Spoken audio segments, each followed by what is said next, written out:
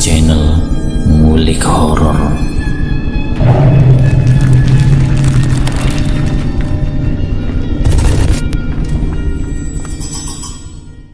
Assalamualaikum warahmatullahi wabarakatuh. Kembali lagi di channel Ngulik Horor. Channel ini menceritakan tentang kisah-kisah misteri. Kali ini saya akan membawakan kisah misteri yang ditulis oleh @cerita sisi kanan. Kalian juga dapat mengunjungi tweet beliau langsung ya. Nanti link saya akan sediakan di kolom deskripsinya. Oh ya, di dalam cerita ini nama dan tempatnya disamarkan semua ya, untuk menjaga privasi pihak yang terlibat di dalamnya. Yuk, daripada kita lama-lama, langsung saja kita simak ceritanya. Bismillahirrahmanirrahim. Kali ini saya akan membawakan kisah misteri yang berjudul Pesugihan Ikan. Berdasarkan dari kisah nyata, bahkan pelaku pesugihan itu masih hidup dan masih melakukan aksinya. Ikan adalah makanan favoritku, mengalahkan daging dan juga ayam. Biasanya setelah selesai mancing, aku selalu memasak ikan yang aku dapat dan sisanya dibagi ke seluruh anggota keluarga tentunya. Namun dibalik rasanya yang gurih, ternyata beberapa dukun memilih ikan hidup sebagai media untuk pesugihan. Media pesugihan ikan hidup pernah beberapa kali aku temui. Rata-rata pelaku pesugihan ini adalah pemilik restoran atau pemilik kolam pancing. Selain berfungsi sebagai penglaris, ikan ini juga konon bisa mengeluarkan uang dari mulutnya, dan sisiknya bisa berubah menjadi emas batangan maupun kalung emas. Pantas saja beberapa restoran yang pernah kuselidiki memiliki pesugihan tetap berdiri tegak di masa sulit seperti ini. Tetapi kita jangan sembarangan menuduh restoran yang ramai itu memakai pesugihan, karena perlu pengamatan khusus dari ahlinya. Dan juga ternyata lebih banyak restoran yang manajemennya bagus dan rasa makanannya enak, sehingga tetap ramai pengunjung. Ada suatu alasan yang mendasari banyaknya pemakai pesugihan ikan ini, karena katanya pesugihan tipe ini adalah pesugihan tanpa tumbal. Memang pada beberapa kasus yang aku temui, pesugihan jenis ini memang tidak sampai memakan tumbal. Namun ada suatu kisah di mana pesugihan ikan ini memakan tumbal. Memang karena pemiliknya yang rakus dan haus akan harta, sehingga untuk mendapatkan semua itu harus dilakukan dengan cara yang jahat. Bismillahirrahmanirrahim. Kita mulai ceritanya. Sebuah warung makan sederhana tampak berdiri di seberang jalan. Bangunan semi permanen itu miring dan tampak reot. Mungkin bangunan tersebut lelah melihat padatnya kota Jakarta. Belum lagi debu, hujan, dan juga vandalisme yang menerpa dirinya, membuat warung tersebut enggan untuk tetap tegak dan tegar. Sayup-sayup terdengar suara Anton yang sedang berbicara dengan Yuni, istrinya. "Mak, kalau kondisi kita begini terus, anak kita si Gilang bisa-bisa dia depresi, Mah," ucap Anton sambil memasukkan nasi ke dalam mulutnya. "Aku juga berpikir seperti itu, Pak. Anton sudah besar, sebentar lagi akan banyak pengeluaran yang dibutuhkan untuk sekolah dia," kata Yani. Anton pun melanjutkan makan sambil berpikir. Suasana pun menjadi hening sejenak. Mereka berdua larut dalam pikiran mereka masing-masing. Mereka teringat dengan Gilang, anak sematawayangnya, yang minder karena sepatunya sudah robek sana-sini. Bekas tambalan, jahitan, dan lem pun tampak menghiasi sepatunya. "Pak, kalau pendapatan kita segini terus, bagaimana kita mau menyenangkan Gilang?" kata Yani memecah keheningan. Anton pun memegang tangan sang istri lalu berkata, "Ya, aku kan mengusahakan bagaimana caranya agar anak kita dapat kehidupan yang lebih layak," jawab Anton. Kemudian Anton bergegas pergi dari warung istrinya itu dan ia berangkat bekerja. Anton bekerja sebagai supir truk, sementara itu Yani jualan lagi di warungnya. Sorenya sepulang dari menyetir, Anton berjalan pulang sambil membawa sebuah buku bekas. Buku itu adalah buku tentang budidaya ikan air tawar yang ia dapat dari seseorang pengepul barang loak atau barang bekas. Sesampainya di rumah, ia langsung disambut oleh sang istri. Papa, alhamdulillah Pak. Tadi dagangan kita diborong oleh burung dan juga kita dikasih uang tambahan, kata Yani kegirangan. Lah terus anak kita mana mah? Kata Anton sambil celingukan. Oh, dia lagi mengerjakan tugas di rumah temannya. Lalu istri Anton melanjutkan. Pak, aku tadi diberitahu burung Pak tentang pesugihan tanpa tumbal. Pesugihan ikan katanya, dan burung pakai pesugihan itu dan sampai sekarang tidak ada efek sampingnya Pak. Burung juga kelihatannya selalu bahagia sekali Pak. Keluarganya dan saudaranya juga masih utuh. Tidak ada yang kena sakit aneh-aneh, jelas Yani dengan penuh semangat dan panjang lebar. Terus kamu menyarankan aku untuk mencoba pesugihan ikan itu? Begitu kan maksudmu? Hah? Jawab Anton dengan nada agak tinggi. Suasana pun kembali menjadi hening. Di saat suasana hening, tiba-tiba saja pintu terbuka. Nyet. Pintu rumah mereka terbuka. Sontak saja mereka berdua kaget. Mereka langsung menuju ruangan depan dan melihat apa yang terjadi. Ternyata itu adalah Gilang, anak mereka. Terlihat sebuah plastik besar berisi celana jeans baru, tas baru, dan sepatu baru. Setelah ditanya, ternyata Gilang bekerja mengumpulkan barang-barang bekas dan sebagai tukang cuci piring di sebuah warung untuk membeli barang-barang tersebut. Sontak saja ayah dan ibunya menangis dan berjanji akan membahagiakan anaknya. Mereka juga berjanji bahwa anak sematawayangnya itu tidak perlu bekerja lagi dan akan mendapatkan barang apapun yang ia mau. Kemudian setelah itu Anton dan Yani masuk ke dalam kamar. Disinilah Anton menyatakan dirinya setuju untuk memakai pesugihan ikan tersebut karena mereka tidak mau anak sematawayangnya yang masih SD menderita dan harus bekerja. Pagi-pagi buta pasangan suami istri tersebut akhirnya berangkat menuju rumah Mbah Dukun. Alamat tersebut didapat dari orang yang tidak diketahui namanya. Sementara itu anaknya dibiarkan bermain di rumah temannya. Setelah sampai di rumah Mbah Dukun, pasangan suami istri ini menyampaikan maksud kedatangan mereka. Mbah Dukun yang memang juga kaya raya segera menyuruh anak buahnya untuk mengambil ikan di belakang. Ikan tersebut adalah ikan emas. Kamu siap untuk memelihara ikan ini? Tanya Mbah Dukun. Anton dan Yani pun menyanggupi untuk merawat dan memelihara ikan tersebut. Setelah itu Anton dan Yani pun pulang. Semua berjalan biasa. Tapi anehnya warung Yani yang sepi pembeli kini pun mulai menjadi ramai.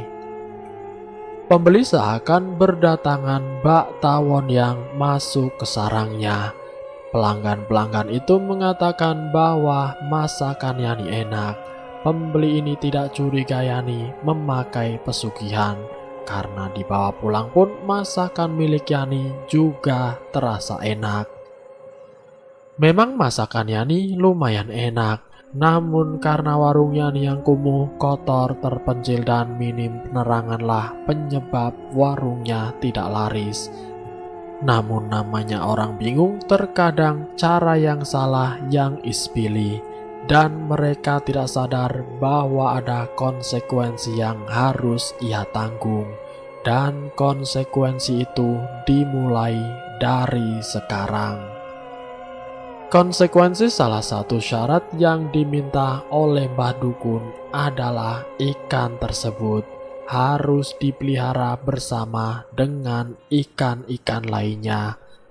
Maka dari itu Anton dan Yani membeli beberapa ekor ikan dan mulai membuat kolam seadanya dari sedikit uang hasil tabungan mereka.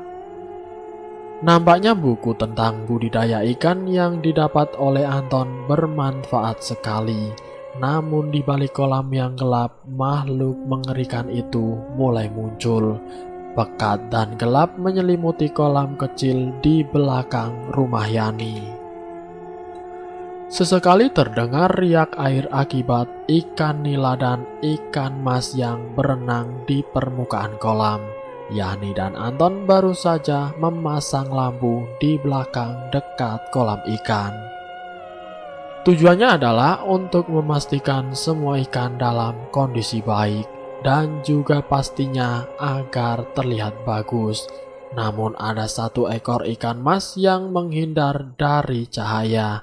Ikan mas tersebut memilih untuk berdiam diri di sudut paling gelap kolam tersebut. Sisiknya yang kuning keemasan seakan ditelan oleh pekatnya kegelapan. Pasangan suami istri itu tidak begitu kaget dengan perilaku ikan tersebut, karena Mbah Dukun juga sudah bilang bahwa ikan mas yang ia berikan akan malas mendekati cahaya. Tetapi itu wajar, dan apabila kolam tersebut dikasih penerangan, maka tidak akan berpengaruh apapun pada sang ikan dan juga efek pesugihan tersebut. Saat itu Anton dan Yani memutuskan untuk rehat sebentar di sekitar kolam tersebut. Namun tampaknya itu hal yang salah. Tiba-tiba ikan mas pemberian Mbah Dukun tersebut berubah menjadi besar dan semakin membesar. Sampai-sampai kolam kecil tersebut meluber airnya. Ikan-ikan sampai melompat keluar kolam. Kini ikan itu terlihat jelas di mata pasangan suami istri itu. Ikan mas tersebut pun berubah menjadi makhluk menjijikan. Sisik ikan mas yang tadinya emas kini berubah menjadi coklat. Lalu secara perlahan dari sirip belakang ikan mas tersebut muncullah dua kaki berwarna coklat. Kaki tersebut seakan tumbuh semakin memanjang dan semakin mengembang sampai menyamai ukuran kaki manusia. Dari perut ikan ini muncul dua buah tangan yang berwarna coklat dan menyerupai tangan manusia. Tangan tersebut pun tumbuh memanjang hingga 2 kali panjang tangan manusia. Lalu ikan mas tersebut berubah total menjadi satu makhluk berwarna coklat yang menyeramkan. Giginya ompong, tangannya panjang, serta sekujur badannya dilapisi oleh kotoran manusia. Dari dalam mulutnya keluar cairan coklat menyerupai kotoran manusia.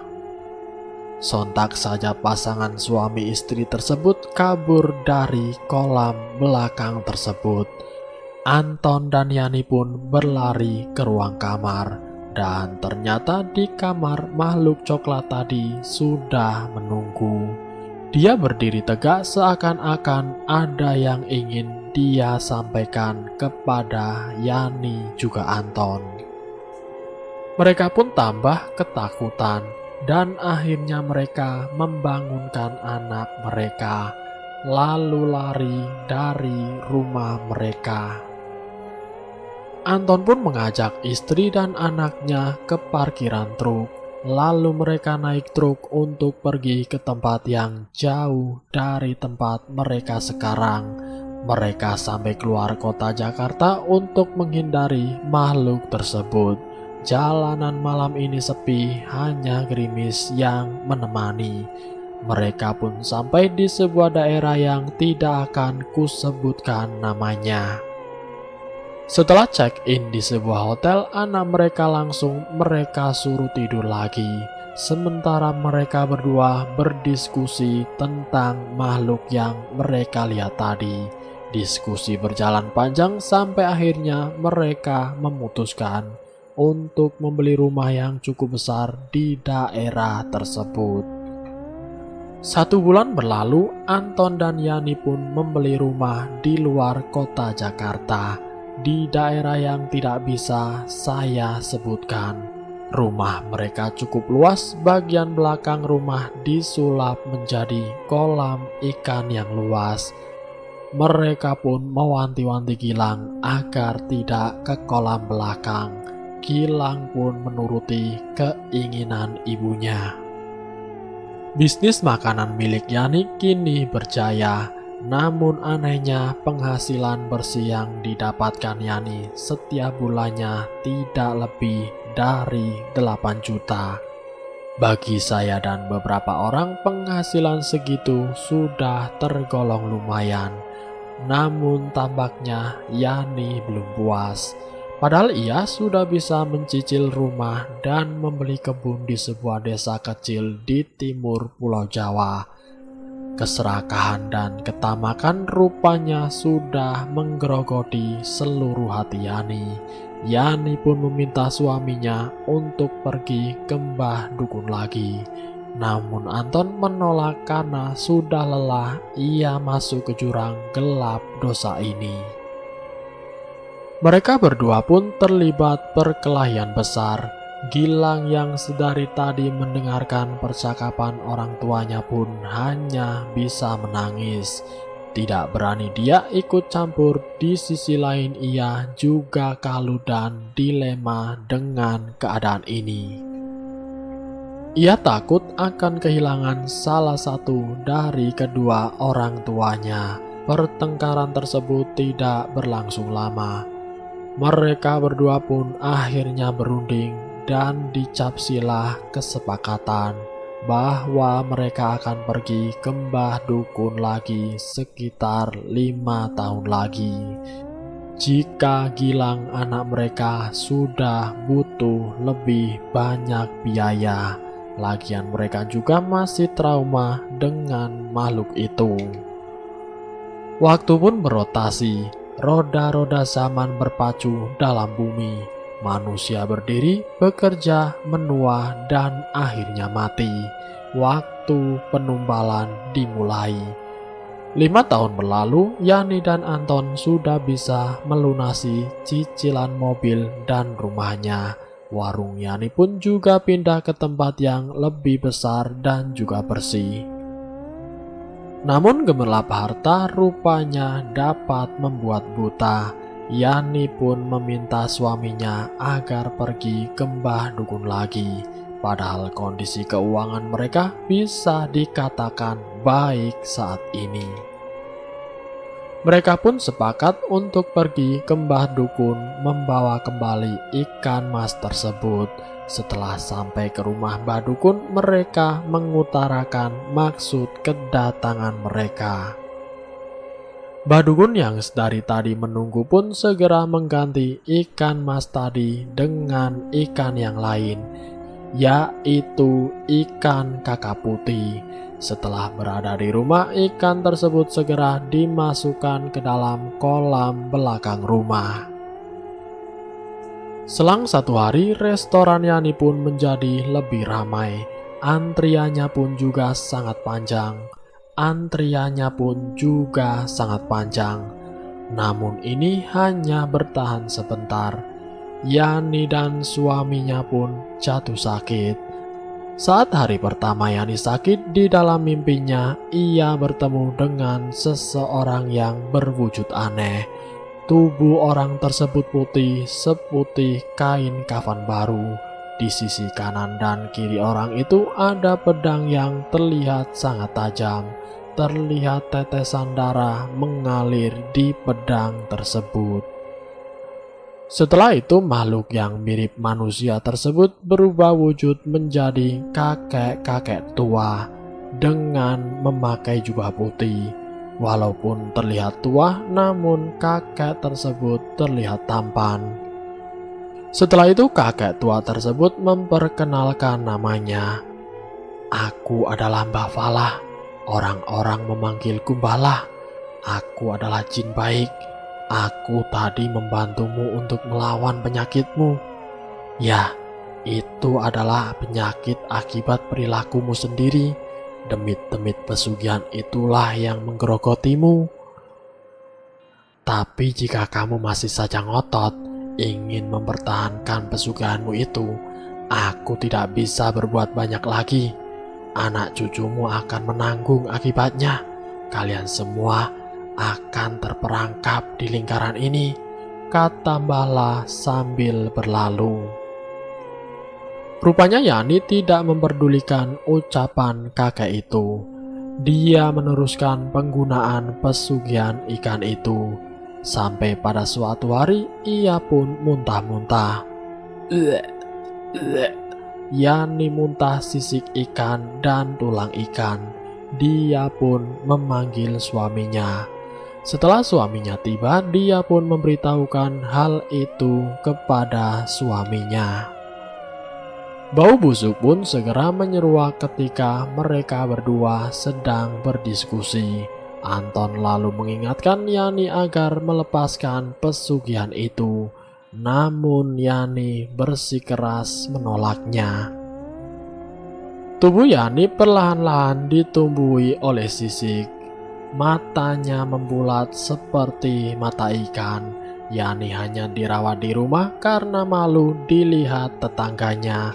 Dalam kondisinya yang lemah tersebut, Yani bercerita bahwa ia telah mengorbankan 10 anak laki-laki untuk persembahan demit-demit pesugihan tersebut. Sebenarnya tinggal 1 tumbal lagi dan kontraknya dengan demit tersebut akan selesai. Tapi demit tersebut menginginkan tumbal terakhir adalah anaknya sendiri. Tentu saja Yani menolaknya dan mengorbankan dirinya untuk menjadi tumbal terakhir bagi demit pesugihan ikan. Tubuh Yani yang penuh sisik kini juga mengeluarkan lendir. Lendir tersebut sangat amis apabila dicium. Jika kamu semua masuk ke kamar Yani, maka kamu akan merasa berada di tumpukan ikan busuk yang sangat banyak. Lendir-lendir tubuh Yani yang berwarna abu-abu menjijikan akan memenuhi rongga hidungmu. Jangankan orang lain, keluarganya pun merasa jijik dan tidak kuat bila berada di dekat Yani. Rupanya Yanilah yang menjadi tumbal untuk menggenapi tumbal pesugihan ikan.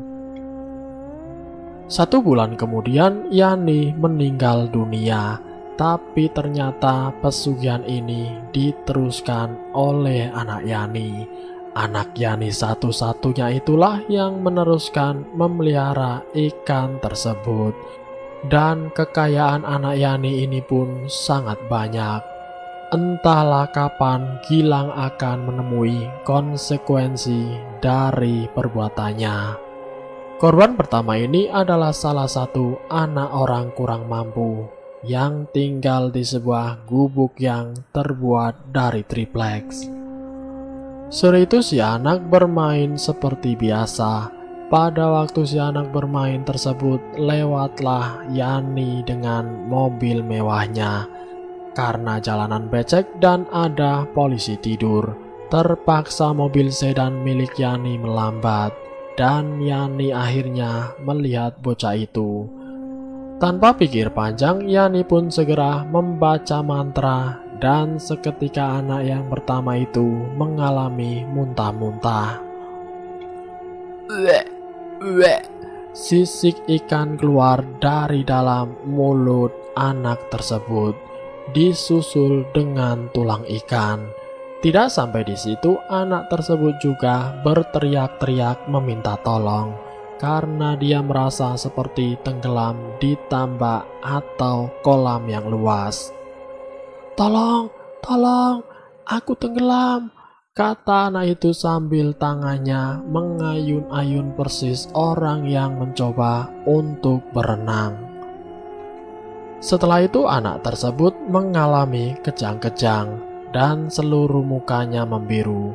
Orang-orang yang melihat kejadian itu tidak sempat membawanya ke rumah sakit karena ambulans terjebak macet dan di tempat itu warganya banyak yang kurang mampu dan yang punya HP mungkin hanya satu orang.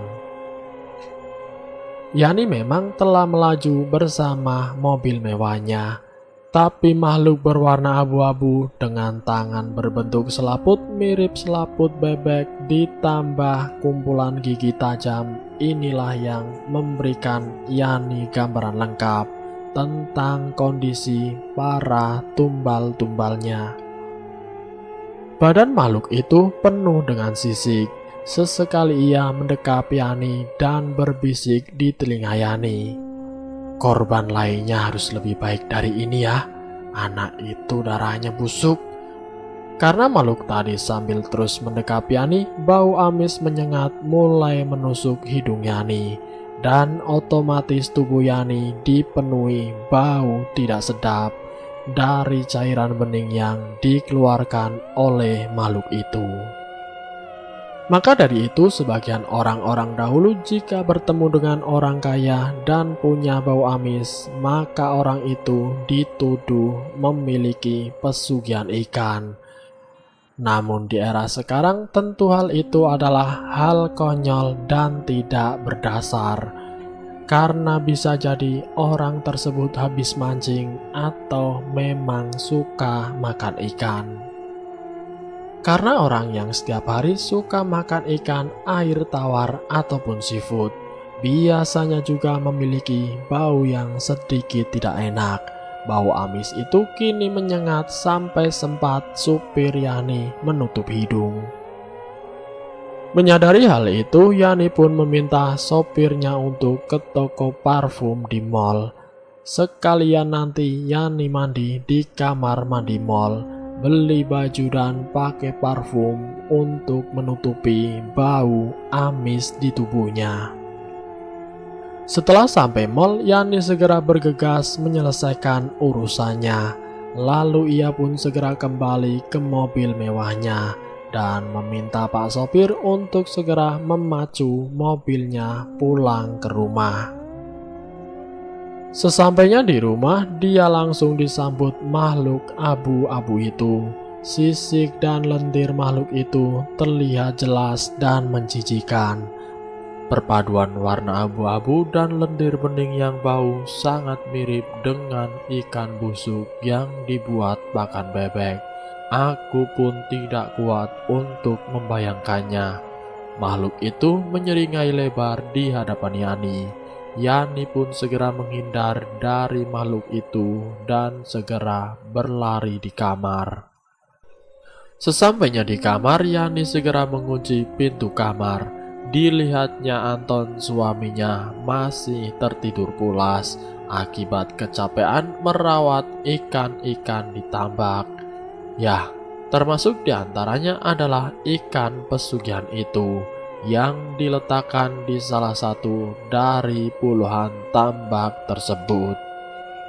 Kemudian Yani segera merebahkan badannya di kasur. Setelah seharian mengalami kejadian yang melelahkan, tampaknya makhluk itu tidak tinggal diam. Ia memasuki kamar Yani dan berdiri tepat di samping lemari milik Yani. Makhluk tersebut menyeringai lebar sambil memperlihatkan gigi-giginya. Yani yang melihat makhluk itu langsung memejamkan mata malam itu. Yani tertidur dengan setengah ketakutan. Ia takut makhluk itu kembali lagi dan mengganggu anaknya si Gilang. Yani sendiri juga sebenarnya ngeri juga dengan makhluk itu. Padahal demit itu adalah demit dari pesugihan yang dipegang oleh Yani. Hari berganti, minggu berlalu, bulan demi bulan berjalan melintasi hukum waktu yang ditentukan. Kini saatnya Yani mencari korban yang kedua, ketiga, dan seterusnya. Semua korbannya pun punya gejala yang sama. Bau amis, tubuh yang membiru, serta muntah duri dan sisik ikan. Proses mereka wafat juga cukup cepat, dan rata-rata diambil dari anak laki-laki, dari golongan keluarga orang yang tidak mampu. Sungguh kejam hati Yani, merenggut jiwa-jiwa tidak berdaya, membuatnya pupus sebelum tumbuh dan tumbang sebelum berkembang. Memang benar godaan nafsu dikolaborasikan dengan godaan setan akan menghasilkan sesuatu yang kejam. Tujuan Yani pun hanya harta, harta, dan harta. Memang sekarang yang dimiliki Yani sangat melimpah. Dari mobil sport, belasan rumah mewah, berlian, dan lain-lain dimiliki olehnya. Namun ini tidak bertahan lama, karena mungkin sekitar 2 tahun kemudian, tepat ketika tumbal ke-10 telah didapat, Yani merasakan gangguan yang semakin ekstrim. Makhluk yang tadinya hanya mengganggu Yani dengan cara memeluk ataupun menampakkan diri, kini lebih ekstrim lagi dalam mengganggunya. Kini makhluk itu mulai mencakar-cakar tubuh Yani, dan tidak jarang makhluk itu memukul tubuh Yani, hingga Yani awalnya sehat kini mendadak menjadi sakit dan lemas. Darah mulai keluar dari tubuh Yani. Anehnya darah tersebut berwarna abu-abu pekat dan mengeluarkan bau amis. Tentunya baunya seperti ikan yang busuk, amis, dan sedikit bau bangkai. Tentu hal ini sangat dikhawatirkan oleh suaminya dan anaknya. Yani pun hanya terbaring lemas dan pasrah. Beberapa dukun yang dibawa oleh sang suami pun mengatakan tidak sanggup bila harus menyembuhkan Yani.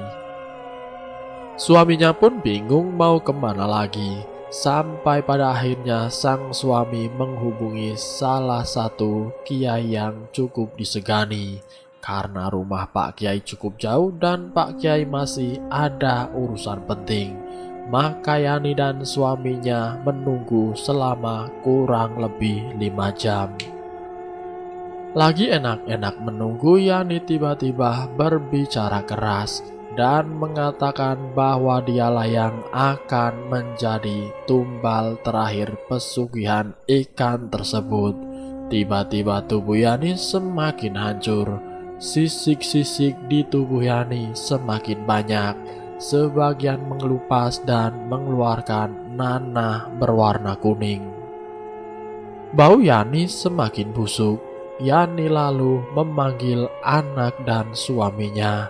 Ia pun meminta maaf karena sudah nekat mengambil jalan pintas pesugihan tersebut.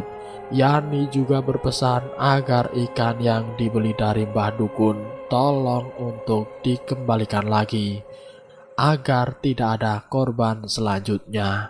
Yani pun menceritakan semua perbuatannya dan perjanjian tambahan yang dia lakukan dengan Mbah Dukun. Disinilah mengapa kita tahu bahwa suami Yani tidak melakukan perjanjian tambahan. Oleh karena itu, ia pun selamat. Setelah menceritakan hal itu, Yani pun berteriak kencang. Ah! Sisik di tubuhnya mengelupas semua. Nanah dan darah menetes membasahi tempat tidur Yani. Bau busuk yang menyengat menyebabkan Gilang dan suaminya muntah-muntah. dan terpaksa keluar dari ruangan. 1 jam kemudian suaminya dan Gilang membersihkan jasad Yani, dibantu oleh seluruh pembantu di rumah keluarga tersebut. Tentu mereka mau membantu karena diberi uang 100 juta. Setiap orang digunakan untuk uang tutup mulut, dan semuanya pun sepertinya telah berakhir. Namun ternyata hal itu salah. Gilang, anak dari Yani, ternyata meneruskan hal buruk itu. Terbukti ketika sang ayah mengurus isi tambak, tidak ditemukan ikan pesugihan ini. Ya, karena sudah dibawa oleh si Gilang ini, entahlah, hanya Allah yang maha tahu atas segala rahasia alam semesta dan antar makhluknya. Tapi sejauh ini tidak ada info tentang tumbal dari si Gilang, baik dari para peruqyah syariah maupun dari para kiai aswaja. Mudah-mudahan tidak ada tumbal lagi dan beliau juga segera bertaubat. Saya tidak berani banyak komen kalau masalah beliau, takutnya disalahartikan oleh warganet. Dan selesai. Itulah kisah misteri yang berjudul Pesugihan Ikan. Semoga kita bisa mengambil hikmah dari peristiwa ini. Semoga kita tidak terjerumus dalam pesugihan. Semoga kita selalu dalam lindungan Allah Subhanahu wa Ta'ala. Ambil sisi positifnya dan buang jauh-jauh sisi negatifnya. Terima kasih sudah mampir di channel kami. Jika kalian tertarik dengan video kami, silahkan tekan tombol like, share, dan komen. Tekan subscribe untuk mengikuti video kami selanjutnya. Wassalamualaikum warahmatullahi wabarakatuh.